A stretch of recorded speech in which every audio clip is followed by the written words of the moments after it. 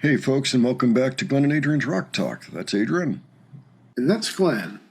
And I'm back in the saddle again. We are back in our regular respective positions. So today we're going to be taking a look at a band called Brutus, which is from Belgium. And I think they're pretty well acclaimed. I really don't know very much about them beyond what I just mentioned. However, they have what I think is an acclaimed record called Live in Brussels.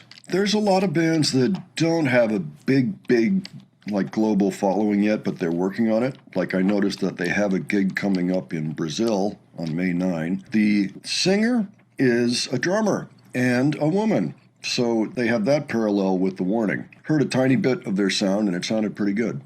So today we're going to look at the song Victoria, which was the specific request for this show. Now, if anybody's got any other information they want to share about this band, or if they've been to see them, by all means, tell us about it. Adrian, any thoughts ahead before we look at this? Well, I'm just looking forward to hearing them. I don't really know what to expect, so... Let's go ahead, check this song out, and we'll talk about it afterwards. Alrighty.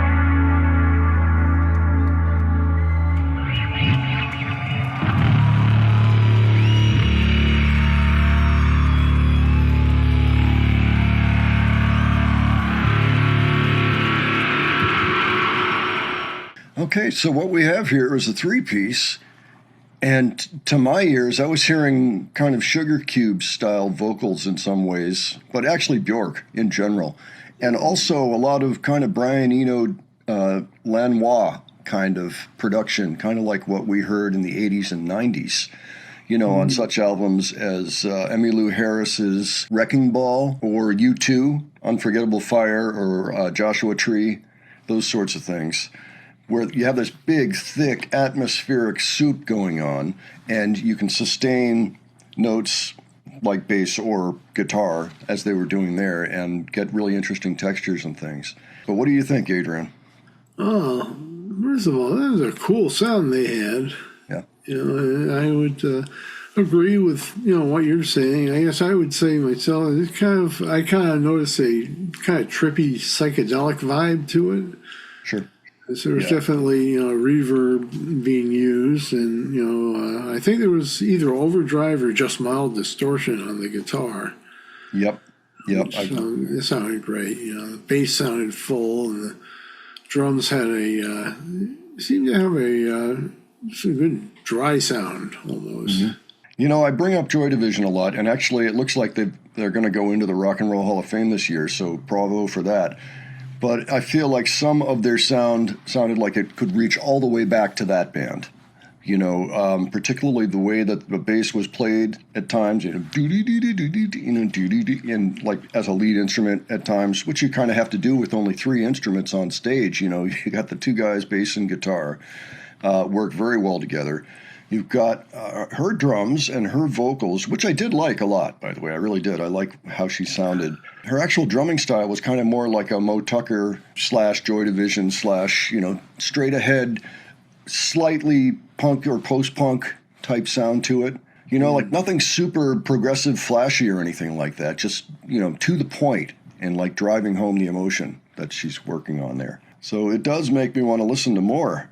We went and we tried to take a look at their website, and I got a warning not to go there because you can't get a secure connection. So I decided, no, I'm not going to do that. But it does look to me like they are doing really well. They're very active. They've played a lot of gigs all over Europe, and they've been to California, Texas, matter of fact, and they're playing Sao Paulo, Brazil. So anybody that's there that likes this, you might take a look out and see what you can find out. Yeah, I really don't have a lot of information that I was able to pull up on this band, so I'm sure it's out there. But for whatever reason, they don't put a lot on their social media having to do with the actual band. I guess they figured people will go to the website, and that's probably the answer. I just don't really want to right now. I'm hoping they fix that, whatever the problem was.